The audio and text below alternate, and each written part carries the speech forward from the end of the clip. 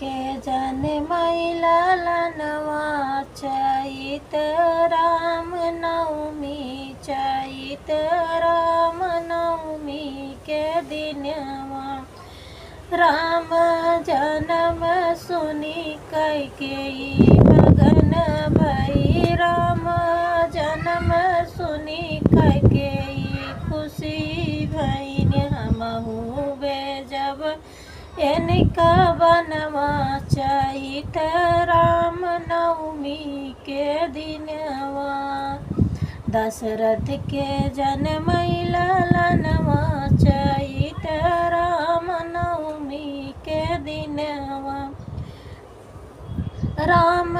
जन्म सुनी मुनि बर खुशी भय राम जन्म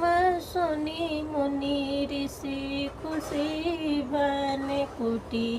कुटिया में होए आगमनमा चैत राम नवमी के दिनवा दशरथ के जनमैला लनवा चैत राम नवमी के दिनवा राम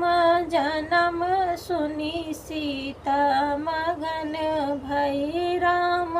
जन्म सुनी सीता खुशी भईन पुष्प वाटिका में होई है मिलनवा चैत राम नवमी के दिनवा जनकपुर होए वरमाला चैत राम नवमी के दिनवा।